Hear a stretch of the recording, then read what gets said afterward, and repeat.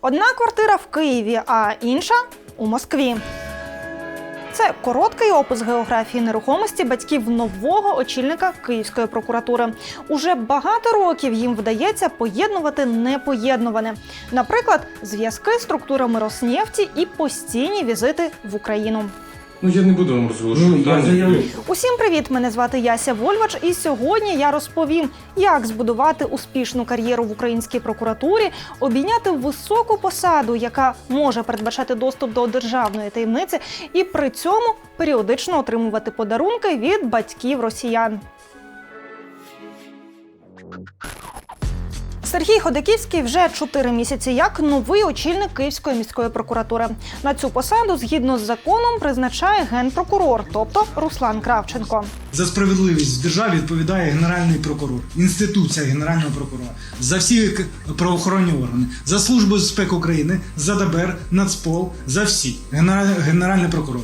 Це фрагмент з усім уже дуже добре відомого брифінгу тодішнього голови СБУ Василя Малюка і генерального прокурора Руслана Кравченка, присвяченого масовим обшукам у НАБУ і справі детектива Руслана Магомедрасулова.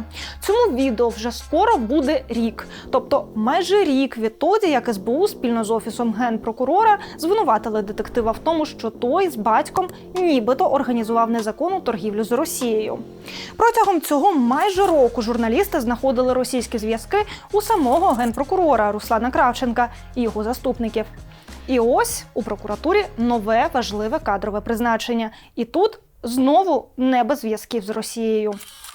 Отож, Сергій Ходаківський, 36 років, новопризначений голова столичної прокуратури, працює в органах 14 років. Перед підвищенням Сергій Ходаківський очолював Подільську прокуратуру. У 22-му році його тимчасово відсторонили від цієї посади.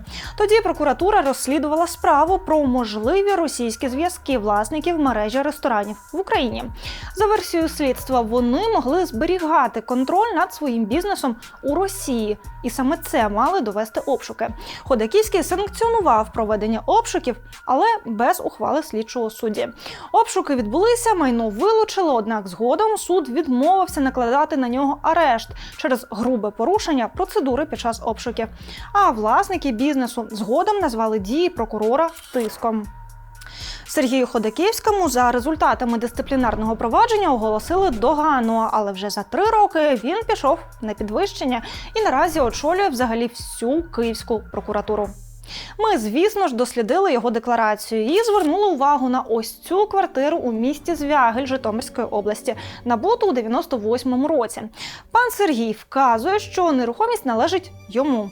Але у декларації його брата, судді Соборного суду Дніпра Максима Ходаківського, зазначена ця ж сама квартира. І тут уже вказано, що вона належить не лише новому очільнику Київської прокуратури і його брату, а й їхнім спільним батькам. Причому батьки, відповідно до декларації, є іноземними громадянами. То з чим може бути пов'язана ця розбіжність у деклараціях? Батько нового очільника прокуратури столиці Ходаківський Петро Броніславович народився в селі Неборівка Житомирської області. Зараз йому 63 роки. Відповідно до списків Звягельської міськради, чоловік станом на 25-й рік перебував на квартирній черзі. На облік його поставили ще у вересні 92-го. Нам вдалося знайти російський паспорт Петра Ходаківського. Як вказано у витоках баз даних, він отримав його у 2007 році. Інформація про російський паспорт Ходаківського підтверджується і на сайті російської податкової, де можна побачити і податковий номер чоловіка. Мама київського прокурора Ходаківська Тетяна Миколаївна народилася у селі Улашанівка на Житомирщині, їй 62 роки. Жінка також отримувала російський паспорт, як вказано у витоках у 2008 році. Цей паспорт теж підтверджується на сайті російської податкової. Відповідно до інформації, яка є в розпорядженні редакції, Тетяна і Петро Ходаківські офіційно вказували, що мешкають у місті Ніжнєвартовськ. Неподалік від нього знаходиться одне з найбільших нафтових родовищ Росії. І це, в принципі, єдина корисна для нас інформація про це місто. У витоках баз даних ми також бачимо, що Тетяна Ходаківська працювала фельдшеркою-лаборанткою у Ніжнєвартовському протитуберкульозному диспансері. Заклад належить Ханты-Мансійському автономному округу. Про це ж свідчать і соцмережі жінки з таким же іменем і датою народження, як у матері прокурора. Ось ця світлина, на якій відмічена Тетяна Ходаківська, опублікована співробітницею Ніжнєвартовського протитуберкульозного диспансеру Валентиною Рубан, тобто її ймовірною колегою. Ось їхні спільні фото, опубліковані у 2018 році. У 2015-му жінки разом святкували День Побєди. На сторінці Тетяни Ходаківської є ще ось така світлина. Теж від 2015 року. Локація – Ніжнєвартовськ. Пані Тетяна у тому ж святковому червоному піджаку. Чоловік поруч з нею у презентабельному костюмі. Обоє з георгіївською стрічкою. В коментарях до фото друзі пані Тетяни пишуть «Привіт, товариші Ходаковські!» і запитують, як справи у їхніх синів. Тож можемо припустити, що на цій фотографії зображена і матір, і батько нового очільника Київської прокуратури, і його брата судді. Вже у 2015 році справи у них обох ішли непогано. Поки батьки фотографувалися у Ніжнєвартовській з георгіївськими стрічками, Сергій Ходаківський уже працював у прокуратурі міста Києва, а його брат Максим Ходаківський – суддею у Дніпрі. У батька нового очільника столичної прокуратури Петра Ходаківського немає соцмереж. Взагалі у відкритому доступі інформацію про нього майже немає. Проте, відповідно до витоків з баз даних, чоловік працював у акціонерному товаристві «РН-снабження».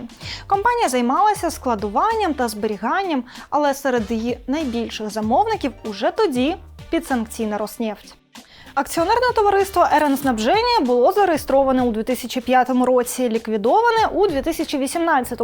Саме цього періоду стосуються записи про роботу у цій конторі Петра Ходаківського. І за цей період у компанії чоловік міг заробити понад 5,5 мільйонів рублів. Це близько 2,3 мільйонів гривень. Після ліквідації контори її правонаступницею стала ООО «РН-снабження». Компанія займалася закупкою, зберіганням і доставкою матеріально-технічних ресурсів для підприємства «Роснефті».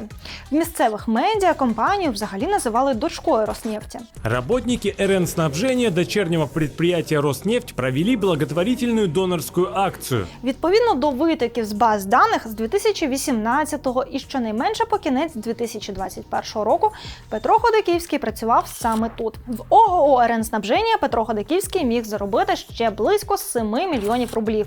Це приблизно 2,8 мільйонів гривень. Зв'язок Петра Ходаківського з РН-снабження підтверджують не лише витоки з російських баз даних, а й підписи його номера у телефонах інших користувачів. Згодом РН-снабження реорганізували, компанію приєднали до Самотлорнефтегазу, одного з ключових видобувних підприємств Роснефті. В кінці жовтня 2025 року Сполучені Штати запровадили щодо цієї компанії санкції. Однак є записи, які свідчать про те, що Петро Ходаківський працював у Самотлорнефтегазі ще у 2021 році. Отже, батько нового очільника Київської прокуратури мав справу з підсанкційними російськими структурами задовго до повномасштабного вторгнення Росії в Україну. Чи завершилася їхня співпраця після початку Великої війни?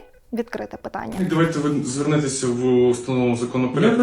Ми надамо відповідь. Звертайтеся. У 2020 році подружжя Тетяни і Петра Ходаківських купило квартиру у Москві. 49 квадратних метрів у ЖК «Москвічка». Право власності зареєстроване 19 жовтня 2020 року. Кадастрова вартість квартири майже 11 мільйонів рублів. Ринкова вартість на той момент могла складати від 6,5 мільйонів рублів.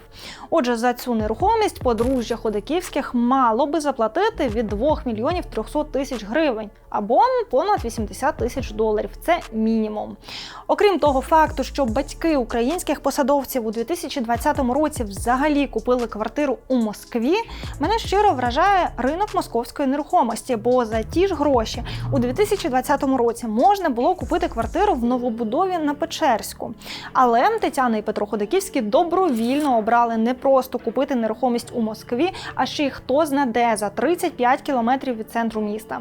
Зараз, до речі, у цьому ж московському ЖК квартиру такої площі продають вже за понад 16 мільйонів рублів, понад 200 тисяч доларів. З Києвом я порівнюю не дарма. Увесь цей час, щонайменше з 2015 року, батьки українських посадовців приїздили сюди постійно. Останній візит зафіксовано на новий 2022 рік. 30 грудня 2021 року Тетяна і Петро Ходаківський виїхали з Росії через пункт пропуску Ніхатєєвка у Білгородській області, а вже 12 січня 2022-го повернулися назад. Через місяць почалось повномасштабне вторгнення Росії в Україну. Якою була мета їхніх постійних візитів до України, вочевидь, ми не дізнаємося. Та про останню поїздку подружжя Ходаківських дещо все-таки відомо. За день до повернення до Росії, 11 січня 2022 року, Тетяна Ходаківська скористалася своїм російським паспортом тут, у Києві, для переоформлення квартири. Мова про квартиру у цьому будинку на вулиці Урлівській у Києві. Нерухомість 2011 року належала теперішньому очільнику Київської прокуратури Сергію Ходаківському. Він набув її на підставі наказу Головного управління житлового забезпечення Київради. У 2013 році цю квартиру пан Сергій подарував батьку, тому що уже тоді мав російський паспорт.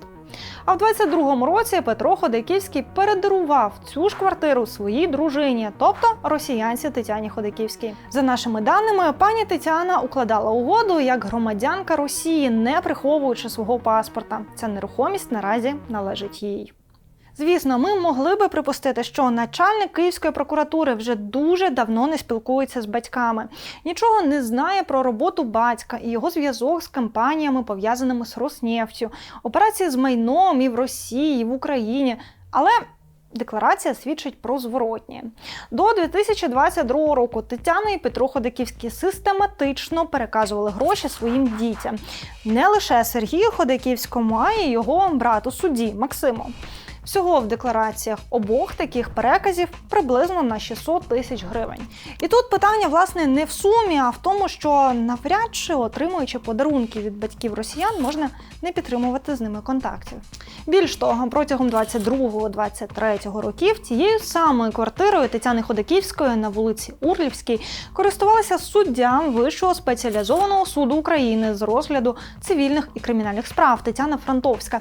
Вона ж теща одного з синів Тетяни Ходаківської. Звичайно, ми звернулися і до керівника столичної прокуратури, і до судді Соборного суду Дніпра. Правда, замість судді Максима Ходаківського на наш запит відповів голова Соборного суду Дніпра Вадим Гончаренко, повідомивши, що він не володіє запитуваною інформацією. Потім ми додзвонилися і самому пану Максиму. Пане Максиме, добрий день. Добрий день. Вас турбує Ярослава Вольвач, я з громадського. Ми там запит вам відправляли, але нам відповідь трохи дивна прийшла, то я дзвоню просто у вас уточнити. Ми запитували стосовно... Мій брат має надіслати інформацію з цього приводу. Так, я розумію, просто це вашої декларації в першу чергу стосується, то я вас не можу не запитати стосовно... А ви можете мені написати, бо мені зараз трошки незручно говорити? Написати можу, Да. якщо ви дасте Дякую. відповідь. Так, дякую. Добре, дякую, зараз напишу. Пишу. Ну, як бачите, пройшло кілька днів, і мої повідомлення пану Максиму Ходаківському досі залишаються непрочитаними. А тепер стосовно Київської міської прокуратури. Там на наш запит не відповіли, але телефоном пообіцяли, що відповідь буде, правда, протягом місяця. Ну, вочевидь, для того, щоб відповісти на питання про громадянство батьків, потрібно справді багато часу. Такі тісні багаторічні зв'язки з батьками-росіянами, звісно, не означають автоматично, що їхні діти не можуть обіймати посади в українських органах влади. Але наявність такої комунікації має перевірятися, особливо коли мова йде про потенційний доступ до державної таємниці, говорить голова Всеукраїнського об'єднання «Автомайдан» і членкиня конкурсної комісії з відбору кандидатів на зайняття посад прокурорів САП Катерина Будко. Інше питання також щодо того, як перевірялися і чи перевірявся, чи мають вони допуск до державної таємниці, як перевірявся цей допуск Службою безпеки України, тому що цей допуск, який має постійно оновлюватись, відповідно, мабуть, доречно запитати Службі безпеки, чи мають ці люди наразі доступ до державної таємниці, чи мали вони його в минулому. І які заходи були здійснені, тому що насправді людина, яка має доступ до державної таємниці, вона в разі свого спілкування з громадянинами, які є громадянинами держави-агресора мають повідомляти Службу безпеки, що таке спілкування було, про те, що, наприклад, їх хотіли завербувати або якимось чином чинити тиск, і відразу повідомляти про це, власне. Відповідно до порядку проведення спеціальної перевірки, такі зв'язки мала би перевіряти СБУ. Водночас, за словами Катерини Бутко, головна проблема не в російських зв'язках як таких, а в тому, що невідомо, за якими саме критеріями СБУ перевіряє такі зв'язки. Тому наявність родичів у Росії може стати перешкодою для призначення одного посадовця і не бути перешкодою для призначення іншого. Я нагадаю історію з призначенням голови Бюро економічної безпеки, який був обраний на прозорому відкритому конкурсі. СБУ направляла листи, щоб зупинити призначення цієї людини, і там озвучувався факт, який може бути фактором впливу на цю людину, в тому, що в 90-х роках його батько приїхав на територію Російської Федерації, отримав громадянство, досі проживає там. І попри те, що пан Савінський говорив, що він взагалі не підтримує зв'язків і не бачив цю людину і не спілкується з нею, це для них було ризик-фактором.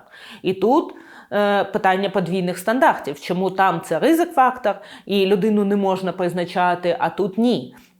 Які ще є фактори, які є ще критерії оцінки того, чи є це ризиково, чи може відбуватися на людину вплив, чи не може відбуватися на людину вплив.